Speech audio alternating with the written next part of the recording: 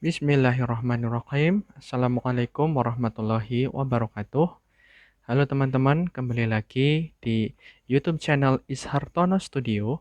Hari ini bersama saya, Bayu Ishartono, selaku asisten praktikum kimia fisika, akan menjelaskan sedikit tentang review pada praktikum kimia fisika dengan judul penentuan bilangan Avogadro melalui teknik elektrolisis. Nah, kita mulai dari bagian pertama, itu ada abstrak. Abstrak ini tersusun oleh maksimal 200 kata di dalam satu paragraf. Isi daripada abstrak itu sendiri, yang pertama, jelaskan ada 3 tujuan yang hendak teman-teman capai. Kan ada 3 tujuan toh. Kemudian, yang kedua, tuliskan metode secara singkat dalam 1 hingga 3 kalimat saja. Kemudian yang terakhir, diikuti dengan hasil dari penentuan bilangan Avogadro, baik secara analisa kualitatif maupun analisa secara kuantitatif. Kemudian jangan lupa untuk menambahkan kata kunci atau keywords setidaknya kurang lebih antara 5 sampai dengan 6 kata. Itu di bagian abstrak. Kemudian kita masuk ke bagian dasar teori atau bagian pendahuluan. Di sini saya sajikan satu dari berbagai macam versi untuk bagian pendahuluannya. Yang pertama kita mulai dari elektrolisis itu sendiri. Kita jelaskan dulu definisinya apa.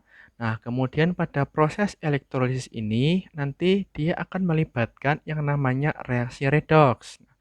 Reaksi redoks ini terjadi di dua buah elektroda, yaitu di elektroda anoda yang nanti kita akan menggunakan tembaga dan juga di katoda yang akan kita gunakan adalah seng. Kemudian dari proses reaksi redoks tersebut akan melibatkan yang namanya proses transfer elektron. Berapa banyak elektron yang terlibat nanti akan kita kalkulasi, kita hitung dengan menggunakan persamaan dari turunan konsep penentuan bilangan Avogadro di konsep stoikiometri. Nah, jadi kalau mencari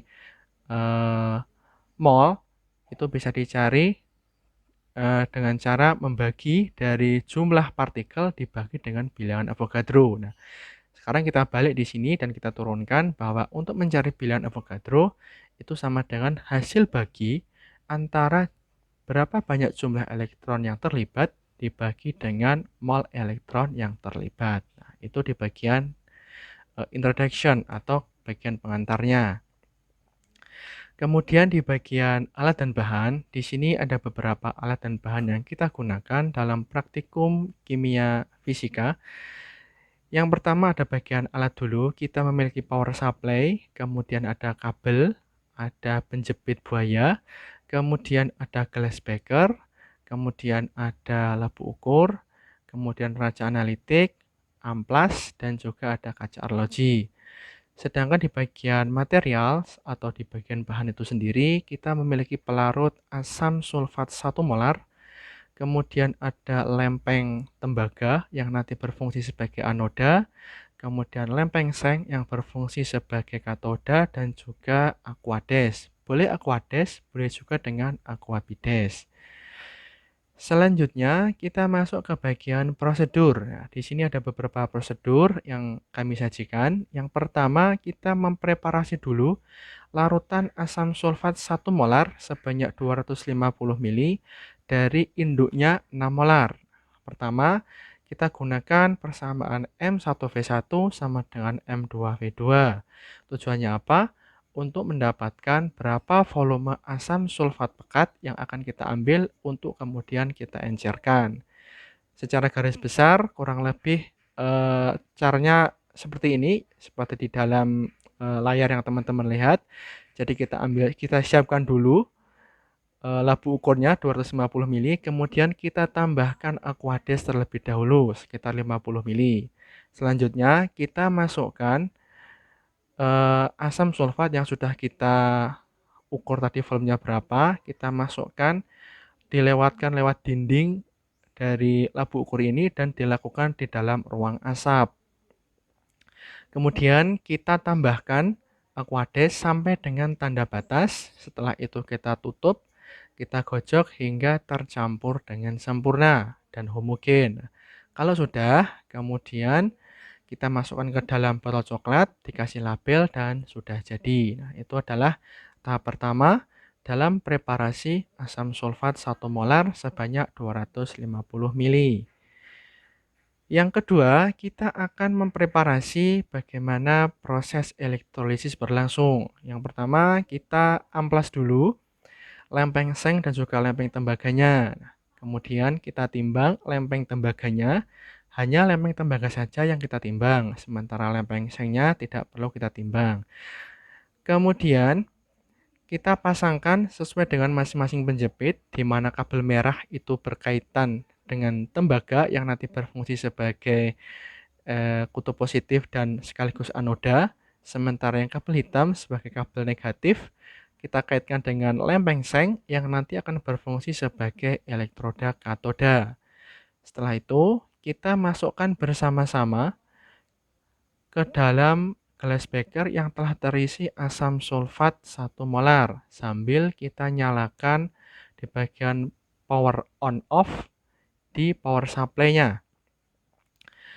Kemudian kita atur untuk kuat arusnya pada range antara 0,2 hingga 0,6 ampere. Kemudian kalau sudah kita set waktunya. Nah, set timernya kemarin kita coba sekitar 10 menit. Boleh kurang dari 10 menit, boleh lebih dari 10 menit. Karena untuk percobaan kita gunakan 10 menit saja. Kemudian kita amati proses elektrolisis yang sedang berlangsung. Nah, ini adalah penampakannya proses elektrolisis di mana angka 0,3 itu adalah kuat arus yang dipakai di sini 0,3 ampere, sementara angka 1,2 di sini itu adalah voltasenya. Kemudian kalau sudah 10 menit, kita matikan power supply-nya dan kita angkat kedua buah elektroda.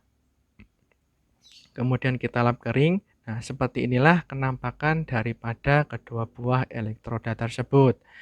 Kita ambil, kemudian yang bagian elektroda tembaga, kita timbang menggunakan neraca analitik. Nah, proses ini kita lakukan dengan 2 kali pengulangan, sehingga nanti didapatkan 3 kali proses elektrolisis. Seperti itu. Kemudian kita masuk ke bagian hasil dan analisanya. Di sini akan kami sajikan analisa secara kualitatif maupun secara kuantitatif. Pada bagian analisa secara kualitatif, yaitu meliputi terjadinya adanya perubahan warna, adanya gelembung-gelembung gas yang menyertai. Nah, di sini di setengah reaksi di anoda itu terjadi proses reduksi daripada terjadi proses oksidasi daripada lempeng tembaga dari CO menjadi CO2+ dan 2 elektron min. Sementara di bagian katoda terjadi reaksi reduksi di mana seng tidak bereaksi dan hanya molekul air saja yang mengalami reduksi. Reaksinya seperti ini sehingga reaksi totalnya adalah 4CO ditambah 2H2O menjadi 2CO2O plus 2H2. Nah, CO2O atau tembaga satu oksida ini dia muncul di lempeng seng dalam bentuk warna merah marun seperti ini. Sementara gas hidrogen dia akan muncul di bagian elektroda seng ketika pada saat proses elektrolisis berupa gelembung-gelembung gas seperti itu. Kemudian untuk analisa secara kuantitatif, nah kita akan lihat di sini bahwa arus yang kita gunakan karena kita melakukan 3 kali elektrolisis, maka ada 3 buah arus yang kita gunakan. Yang pertama 0,3 ampere, kemudian 0,33 ampere dan 0,3 ampere juga. Sementara potensial yang digunakan adalah 1,2 volt dan waktu yang digunakan juga sama, yaitu adalah 10 menit. Nah, di sini kami sajikan bahwa analisa secara kuantitatif dengan menggunakan metode pertama untuk menentukan bilangan Avogadro. Yang pertama kita tentukan dulu jumlah elektronnya. Nah, jumlah elektron bisa kita hitung menggunakan persamaan berikut. Jadi jumlah elektron itu sama dengan I atau intensity atau kuat arus dikalikan waktunya dalam satuan second, kemudian dikalikan 1 elektron dibagi dengan muatan 1 elektron, yaitu 1,602 kali 10 pangkat min 19 kolom. Jadi nanti dihitung satu persatu untuk elektrolisis pertama berapa, elektrolisis kedua berapa, dan elektrolisis ketiga berapa. Nah, berikut adalah sedikit contoh cara perhitungannya. Kemudian ini bagian yang elektrolisis kedua dan elektrolisis yang ketiga. Nah, setelah itu kita menghitung mol dari elektron. Nah, mol elektron ini kita tentukan dari adanya proses pengurangan massa, reduksi massa di lempeng anoda atau di lempeng tembaga, di mana pada saat sebelum elektrolisis, massa masing-masing tembaga itu adalah 3,561, 3,550, dan 3,559 gram. Setelah proses elektrolisis berjalan, massa tembaga menjadi 3,509, 3,489, dan 3,479. Sehingga selisihnya adalah 0,052, 0,061, dan 0,080 gram. Nah, di sini kita akan menentukan bagaimana cara mencari mol elektron. Nah, di sini kita tentukan dulu mol tembaganya. Mol tembaga persamaannya sama, yaitu adalah rata-rata massa tembaga dibagi dengan massa atom relatif dari tembaga itu sendiri. Untuk elektrolisis pertama, kita dapatkan massa rata-rata tembaga 0,052 gram dibagi dengan AR tembaga 63,54 gram per mol. Sehingga didapatkan mol tembaganya adalah 8,18 kali 10 pangkat min 4 mol. Oleh karena adanya persamaan koefisien dari persamaan dari Cu maupun menjadi CO2 plus dan 2 elektron, maka mol elektronnya kita kalikan 2 terhadap mol Cu-nya, sehingga mol elektron kita dapatkan nilai sekitar 1,63 kali 10 pangkat min 3 mol. Hal yang sama kita lakukan untuk proses elektrolisis kedua, yang bagian B ini, dan juga untuk yang bagian yang ketiga, yang bagian C ini. Selanjutnya kita akan menentukan bilangan Avogadro itu sendiri. Nah, bilangan Avogadro bisa kita tentukan dengan cara membagi dari jumlah elektron yang terlibat dibagi dengan mol elektron yang terlibat. Pada elektrolisis pertama, kita dapatkan jumlah elektron sebesar 1,12 kali 10 pangkat 21 elektron dibagi dengan mol elektronnya adalah 1,63 kali 10 pangkat min 3 mol. Sehingga bilangan Avogadro pada elektrolisis pertama kita dapatkan 6,87 kali 10 pangkat 23 elektron per mol. Begitu juga untuk bagian yang elektrolisis kedua dan juga di elektrolisis yang ketiga. Nah, kemudian baru kita rata-rata sehingga didapatkan nilai bilangan Avogadro sebesar 5,89 dikalikan 10 pangkat 23 elektron per mol. Setelah itu kita masuk ke bagian kesimpulan. Nah, nanti kesimpulannya adalah jawaban daripada tujuan yang telah teman-teman sampaikan di bagian abstrak tadi. Nah, kalau kesimpulannya ada 3, maka mohon maaf, kalau tujuannya ada 3, maka kesimpulannya juga minimal 3.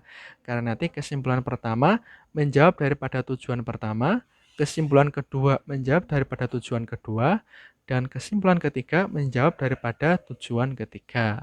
Nah, setelah itu baru kita masukkan referensi atau daftar pustaka dari sumber-sumber yang berkaitan langsung dengan metode elektrolisis ini.